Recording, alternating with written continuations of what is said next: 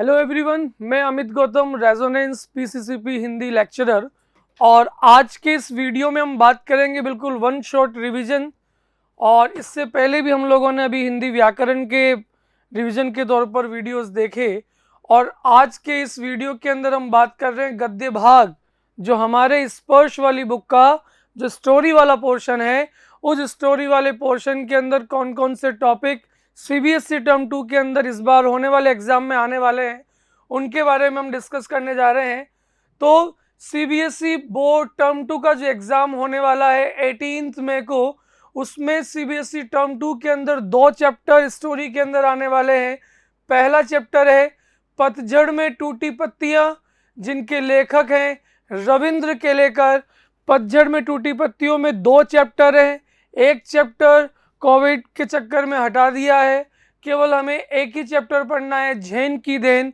और दूसरा चैप्टर है कारतूस, जो कि एक एकांकी है और उसके लेखक हैं हबीब तनवीर।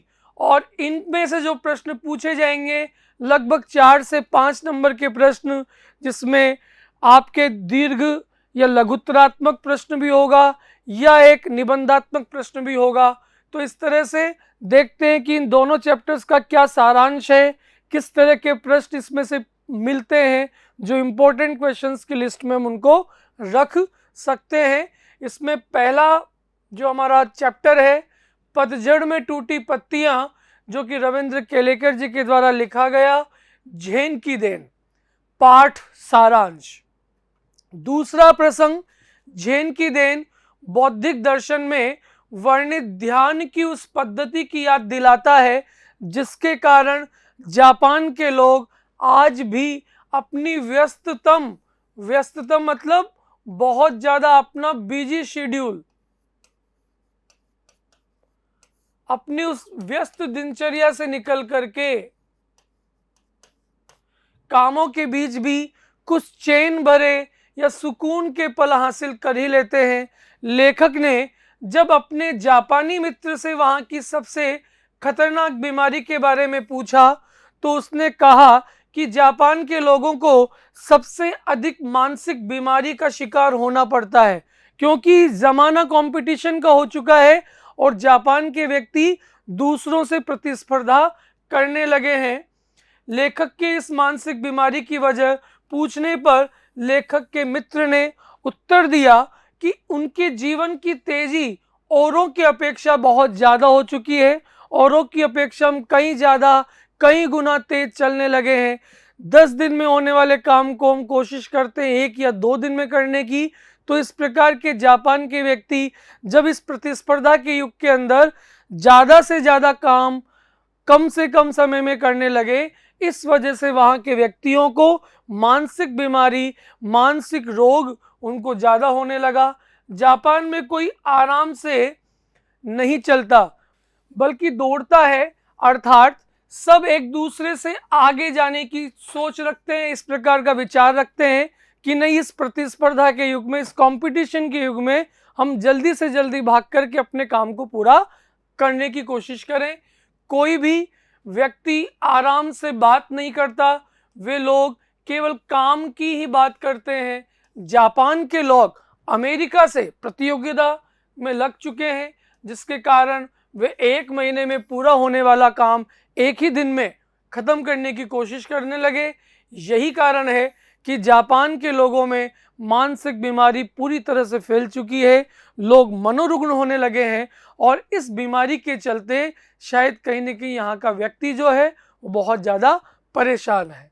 लेखक कहते हैं कि एक शाम को उनका जापानी दोस्त उन्हें चानो यू अर्थात जापान के चाय पीने का एक विशेष आयोजन में ले गए, कि जापानी लैंग्वेज में उस चाय पीने की विधि को, उस प्रोसेस को चानोयू कहा जाता है। और वहाँ वो उसको एक मित्र लेकर के जाता है। लेखक और उनका मित्र चाय पीने के आयोजन के लिए जहाँ गए थे, वहाँ का चलचित्र वो दिखाता है कि 6 मंजिला इमारत, उसकी छत पर एक सरकने वाली दीवार थी, जिसको आप कभी भी उठा सकते हो, समेट सकते हो, जिस पर चित्रकारी की गई थी और पत्तों की एक छोटी सी कुटिया बनी हुई थी, जिसमें जमीन पर चटाई बिछी हुई थी।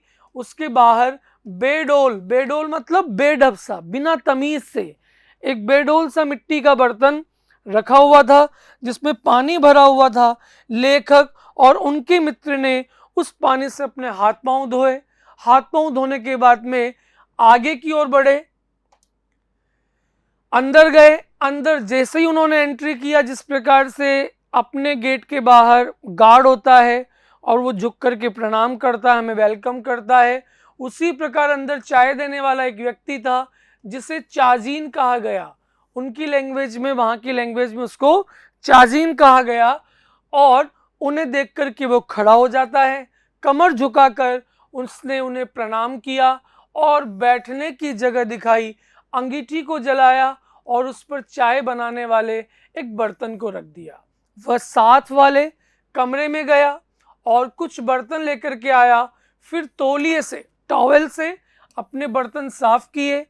ये सारा काम उस व्यक्ति ने बड़े ही सलीके से पूरा किया, बहुत तल्लीनता के साथ, पूरे मैनर में काम उसने किया। मालूम ही नहीं पड़ा कि वो इस सारी गतिविधि कर रहा है। और उसकी हर एक मुद्रा या काम करने के तरीके से लगता था कि जैसे जय जयवंती नाम की राग की धुन गूंज रही हो, एक ऐसा म्यूजिक चल रहा हो जो जय जयवंती नाम की भी एक संगीत के अंदर राग होती है, म्यूजिक के अंदर एक राग होती है, तो उसकी धुन जैसे गूंज रही हो, इस प्रकार की उसकी भावभंगिमा थी, इस प्रकार से उसके काम करने का तरीका था। ठीक है, आगे देखते हैं। उस जगह का वातावरण इतना शांत था कि चाय बनाने वाले बर्तन में उबलते हुए पानी की आवाज भी आने लगी, उसका स्वर भी उसको सुनाई देने लगा। लेखक कहते हैं कि चाय बनाने वाले ने चाय तैयार की, फिर उस प्यालों को लेखक और अब उनके मित्रों के सामने रख दिया गया। जापान में इस चाय समारोह की सबसे खास बात शांति होती है कि वहाँ बैठ कर के लोग शांति में बैठते हैं, शांति से बैठ कर के चाय की उस विधि को पूरा करते हैं और धीरे धीरे उनके दिमाग की जो रफ्तार है वो शायद कम होने लगती है। इसलिए वहाँ 3 से ज़्यादा व्यक्तियों को प्रवेश नहीं दिया जाता। वे करीब 1.5 घंटे तक अपने अपने चाय के प्यालों से चाय को धीरे धीरे पीते रहे।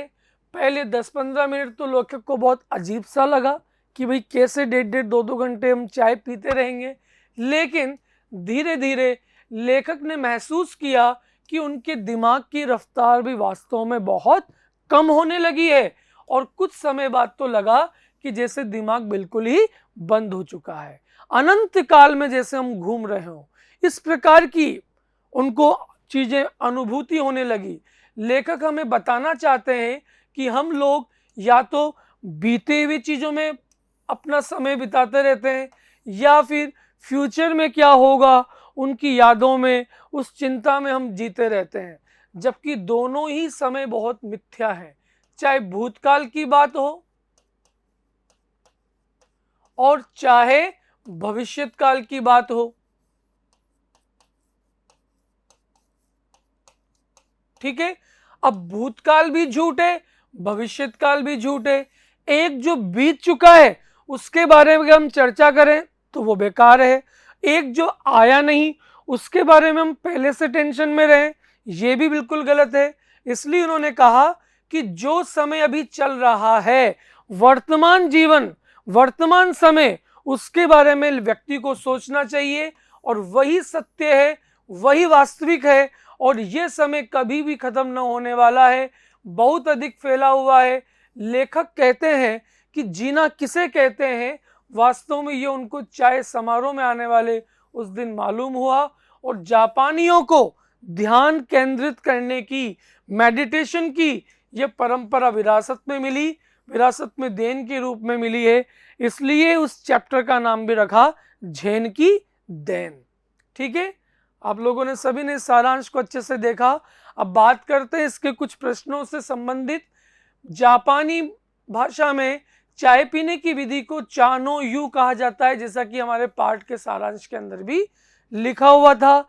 जो चाय सर्व करता है उसको हम चाजीन कह सकते हैं।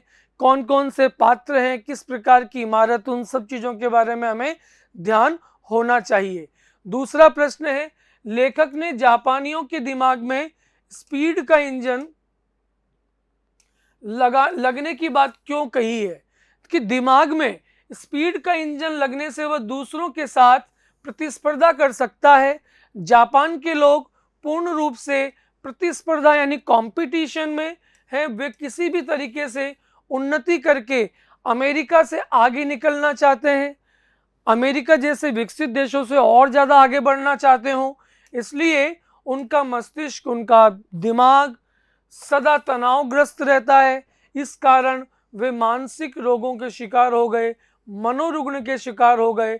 लेखक ने जापानियों के दिमाग में स्पीड का इंजन लगाने की बात इसलिए कही क्योंकि वे तीव्र गति से, बहुत तेज गति से प्रगति करना चाहते हैं, 1 महीने के काम को 1 दिन में पूरा करना चाहते हैं। इसलिए ही उनका दिमाग भी तेज रफ्तार के कारण स्पीड के इंजन की भांति सोचता है। इसीलिए लेखक ने जापानियों के दिमाग में स्पीड का इंजन लगाने की बात कही है। क्वेश्चन नंबर 3, तीसरा प्रश्न है, जापान में जहाँ चाय पिलाई जाती है उस स्थान की क्या विशेषता है। बहुत इंपॉर्टेंट क्वेश्चन है कि उस स्थान को क्या कहते हैं, तो हमें लिखना पड़ेगा कि जापान में जहाँ चाय पिलाई जाती है वह स्थान पत्ते की कुटियों के जैसा सजा होता है, तातामी चटाई के समान है। ऐसी इस प्रकार की पर्णकुटी जिसको कभी भी आप समेट करके खड़ा कर सकते हो, बंद कर सकते हो। शांति मुख्य बात होती है, 3 व्यक्ति से ज़्यादा व्यक्ति उसमें प्रवेश नहीं कर सकते। प्राकृतिक ढंग से सजे हुए इस छोटे से स्थान में 3 ही लोग बैठ करके चाय पी सकते हैं। 6 मंजिला इमारत और वहाँ किस प्रकार की गतिविधि है उसको इस क्वेश्चन के आंसर्स में हम लिख सकते हैं। तो पहले चैप्टर में हमने झेन की देन इसके बारे में अध्ययन किया कि झेन परंपरा की सबसे बड़ी देन जापानियों को मिली है। तो ये चैप्टर का जो है उसका कंटेंट हमें बिल्कुल याद होना चाहिए ताकि हम अच्छे से अच्छे प्रश्नों के आंसर लिख सकें। इसके बाद अगला जो है दूसरा चैप्टर कारतूस, ये बहुत अच्छी एकांकी और इसके जो राइटर हैं मिस्टर हबीब तनवीर। पहला प्रश्न तो यह है कि एकांकी और नाटक इन दोनों में अंतर क्या है। नाटक तो है जिसमें 2, 3, 4, 5 अलग अलग अंक उसमें निर्धारित हों, लेकिन एकांकी के अंदर जो है वो एक ही अंक में समाप्त हो जाता है,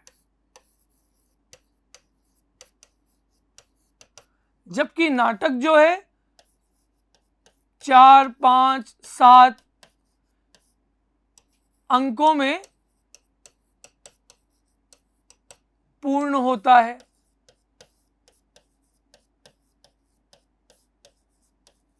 ठीक है, तो ये एकांकी और नाटक के अंदर अंतर हुआ।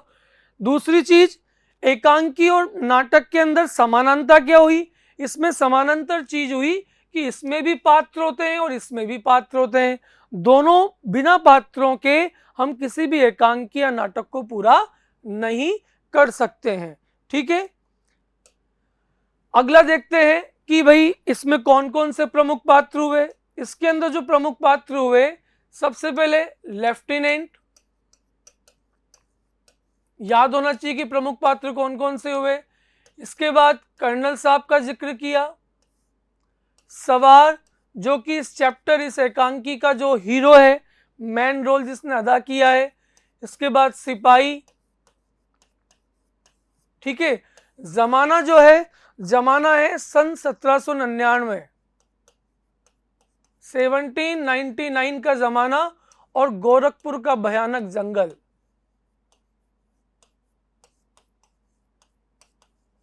जहां पर ब्रिटिश अधिकारी अपना खेमा डाल करके यहां पर बैठे हुए हैं। ठीक है, इस प्रकार से इन पात्रों के बारे में हमें नॉलेज होनी आवश्यक है।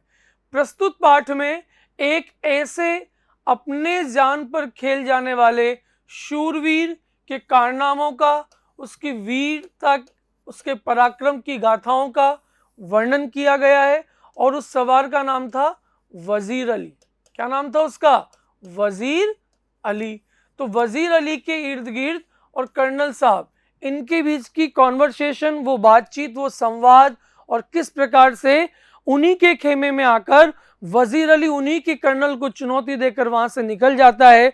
उसकी पिस्टल से 10 कारतूस लेकर के। तो ऐसे जाबाज व्यक्ति के बारे में, उसके कारनामों के बारे में इस पाठ के अंदर उल्लेखित किया गया है, जिसका केवल एक ही लक्ष्य था कि अंग्रेजों को देश से बाहर निकालना। प्रस्तुत पाठ में लेखक ने 4 व्यक्तियों का वर्णन किया है, जैसा कि मैंने बताया, कर्नल, लेफ्टिनेंट, सिपाही और सवार।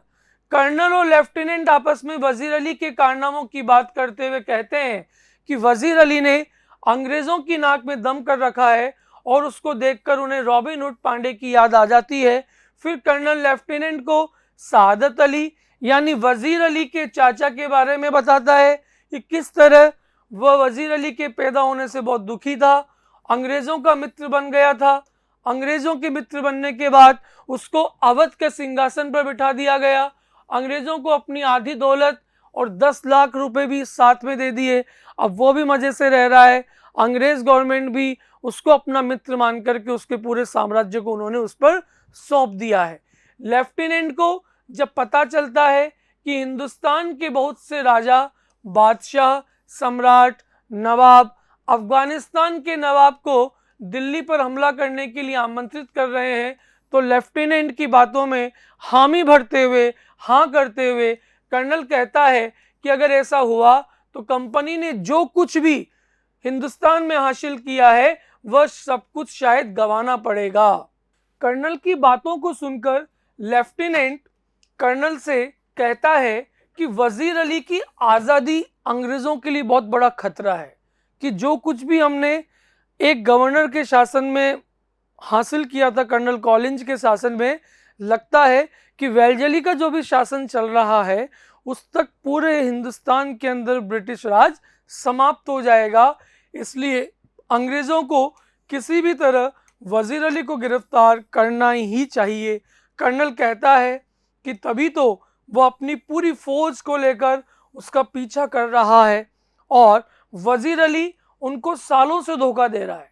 वजीर अली बहुत ही बहादुर आदमी है। अब वजीर अली की विशेषताओं को उन्होंने जिक्र किया। दूसरा, वजीर अली ने कंपनी के एक वकील की हत्या भी की। कर्नल ने हत्या की घटना का वर्णन करते हुए कहा कि वजीर अली को उसके पद से हटाने के बाद अंग्रेजों ने वजीर अली को बनारस भेज दिया। कि ऐसा क्या कारण था कि वजीर अली को कंपनी के वकील की हत्या करनी पड़ी, तो उसके बारे में आप जिक्र किया। कुछ महीनों के बाद गवर्नर जनरल वजीर अली को कलकत्ता में बुलाने लगा, उसको ट्रांसफ़र करने लगा। वजीर अली ने कंपनी के वकील से शिकायत की कि पहले तुम बनारस भेजते हो, फिर मुझे कलकत्ता बुलाते हो। ठीक है, गवर्नर जनरल उसे कलकत्ता बुला रहा है। वकील ने वजीर अली की शिकायत पर कोई गौर नहीं किया और उल्टा वजीर अली को ही भला बुरा कहने लगा। वजीर अली के दिल में तो वैसे भी अंग्रेजों के खिलाफ नफरत कूट कूट करके भरी हुई थी और वकील के इस प्रकार के व्यवहार को देखकर वजीर अली को और गुस्सा आया और उसने अपने कमर में से चाकू या खंजर निकाल करके वहीं वकील की हत्या कर दी। कर्नल लेफ्टिनेंट को समझाता है कि वजीर अली किसी भी तरह से नेपाल पहुंचना चाहता है। वहां पहुंचकर उसकी योजना है कि वह अफगानिस्तान का हिंदुस्तान पर हमले करने का इंतजार करेगा और अपनी पूरी ताकत बढ़ाएगा, सैनिक बल बढ़ाएगा, सादत अली को सिंहासन से हटाकर खुद अवध पर कब्जा करेगा और अंग्रेजों को हिंदुस्तान से निकाल देगा। अंग्रेजी फौज और नवाब सादत अली खां के सिपाही बहुत सख्ती से वजीर अली का पीछा कर रहे हैं। हम पूरी कोशिश कर रहे हैं वजीर अली को पकड़ने की, ऐसा लेफ्टिनेंट कर्नल को अपनी बात कहता है। अंग्रेजी फौज को पूरी जानकारी है कि वजीर अली निश्चित रूप से इन्हीं गोरखपुर के जंगलों में कहीं छिपा हुआ है। अगला लेफ्टिनेंट कहता है कि घोड़े पर सवार आदमी सीधा अंग्रेजों के तंबू की ओर आता मालूम होता है। जैसे जैसे कॉन्वर्सेशन आगे बढ़ रहा है, अब तभी एक सिपाही लेफ्टिनेंट के पास आता है और कहता है कि भाई घोड़े पर एक व्यक्ति है जो सीधा अंग्रेजों के तंबू की ओर आता दिखाई दे रहा है। घोड़े की टापों की आवाज़ बहुत नज़दीक आकर रुक जाती है। सिपाही अंदर आकर कर्नल साहब से कहता है कि वह सवार उससे मिलना चाहता है। कर्नल सिपाही से उस सवार को अंदर लाने के लिए कहता है। कर्नल सवार से आने का कारण पूछता है।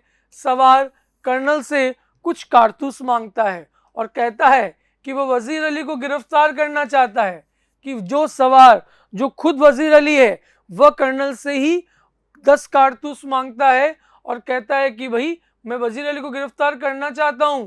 यह सुनकर कर्नल सवार को 10 कारतूस दे देता है। जब सवार से नाम पूछता है तो सवार जब अपना इंट्रोडक्शन देता है और नाम बताता है कि मेरा नाम वजीर अली है और कहता है कि कर्नल ने उसे 10 कारतूस दिए हैं इसलिए वह उसकी जान माफ़ करता है। इतना कहकर वजीर अली बाहर चला जाता है, लेकिन कर्नल कुछ नहीं कह पाता। जिस व्यक्ति को पकड़ने के लिए पूरी फौज हो, उस फौज के तंबू, उस आशियाने में आकर के उसी को ही चुनौती देकर उसी की पिस्टल से कारतूस लेकर के जाना निश्चित रूप से बहुत दिलेरी का काम है। और इसकी इस बात को सुनकर वो इतना हक्का बक्का हो चुका है कि बिल्कुल सन्नाटे में है, वो कुछ भी कह सकने में समर्थ नहीं है। ठीक है, घोड़े के टापों की आवाज़ उसे लगता है कि वो दूर चला गया हो। इतने में लेफ्टिनेंट अंदर आता है और कर्नल साहब से पूछता है कि वह सवार कौन था, कहाँ से आया था। कर्नल अपने आप से कहता है कि वह एक ऐसा सिपाही था जो अपनी जान की परवाह न करता है। और आज ये कर्नल ने खुद वास्तव में देख लिया कि वजीर अली का दिलेरपन, वजीर अली की बहादुरी, उसकी वीरता के कारनामे सुनी है, लेकिन आज कर्नल ने जब उसको आंखों से देखा तो निस्संदेह बिल्कुल हक्का बक्का हतप्रभ रह गया। ठीक है, तो ये हमारे चैप्टर का सारांश था। इसके कुछ अभ्यास प्रश्न, इसमें पहला प्रश्न है, वजीर अली के अफसाने सुनकर कर्नल को रॉबिन हुड की याद क्यों आ जाती थी। ये एनसीईआरटी के क्वेश्चन हैं। वजीर अली के अफसाने सुनकर कर्नल को रॉबिन हुड की याद आ जाती थी क्योंकि उनको जंगल में डेरा डाले कई हफ्तों बीत चुके थे, फिर भी वजीर अली भूत की तरह ही हाथ नहीं लगता था। इसी कारण से रॉबिन हुड भी जंगलों में घूमता रहता था पर किसी के हाथ नहीं आता था। तो रॉबिन हुड की जो विशेषताएं थी एज इट इज़ वैसी की वैसी विशेषताएं वजीर अली की थी। इसीलिए वजीर अली के जब अफसाने सुने, उनकी विशेषता, उनके गुणों के बारे में सुना, उसके व्यक्तित्व की बात की, तो वजीर अली को उन्होंने रॉबिन हुड की संज्ञा दी है। नेक्स्ट क्वेश्चन है, लेफ्टिनेंट को ऐसा क्यों लगा कि कंपनी के खिलाफ सारे हिंदुस्तान में एक लहर दौड़ गई है। डेफिनेटली बहुत अच्छा प्रश्न है। देश में अलग अलग अनेक स्थानों पर राजा, नवाब कंपनी का विरोध कर रहे थे। एक तरफ अफगानिस्तान के अंदर शाह जमा की तरफ से हिंदुस्तान पर आक्रमण करना, वजीर अली अपने चंद सैनिकों के साथ मिलकर के पूरे क्रांति और आंदोलन की अलग जगाना। ठीक है, बंगाल के नवाब शमसुद्दौला, टीपू सुल्तान के बाहरी देशों जैसे अफगानिस्तान के बादशाह शाह जमा को हिंदुस्तान पर हमला करने की दावत देना। तो इनसे लगता है कि कंपनी के खिलाफ सारे हिंदुस्तान में एक लहर दौड़ गई है और सभी ईस्ट इंडिया कंपनी को हिंदुस्तान से खदेड़ना चाहते हो, उसकी तैयारियां चारों तरफ से युद्ध की हो चुकी हो। क्वेश्चन नंबर 3, गर्द तो ऐसी उड़ रही है कि जैसे पूरा का पूरा एक काफिला चला आ रहा हो, मगर मुझे केवल एक ही सवार नजर आता है। इस तरह के प्रश्न भी टर्म 2 के एग्जाम में पूछे जा सकते हैं जो आशय स्पष्ट करने वाले प्रश्नों से संबंधित हो। लाइन दे दी, उसको हमें एक्सप्लेन करना हो। ठीक है, ये कथन अंग्रेजों की फौज के लेफ्टिनेंट के द्वारा कहा गया कथन है। वजीर अली अकेला ही पूरे काफिले के समान था, वह तूफान की तरह शक्तिशाली, गतिशील था। उसके घोड़े की टापों से उड़ने वाली धूल ऐसा आभास देती थी मानो पूरी फौज चली आ रही हो। इस वाक्य से आने वाले सवार के व्यक्तित्व की महानता की झलक मिलती है, जो अकेले होते हुए भी अकेला नहीं दिखता है। ये सवार वजीर अली था जिसका पता किसी को भी नहीं चला। इस प्रकार से हम लोगों ने आज के चैप्टर के अंदर, आज के वीडियो के अंदर 2 चैप्टरों का अध्ययन किया। दोनों चैप्टर के सारांश, उनके अभ्यास प्रश्नों पर हमने चर्चा की और आने वाले सीबीएसई टर्म 2 के अंदर आशा करता हूं कि सभी बच्चों के बहुत अच्छे मार्क्स आएंगे। सभी को एग्जाम के लिए ऑल द बेस्ट। धन्यवाद।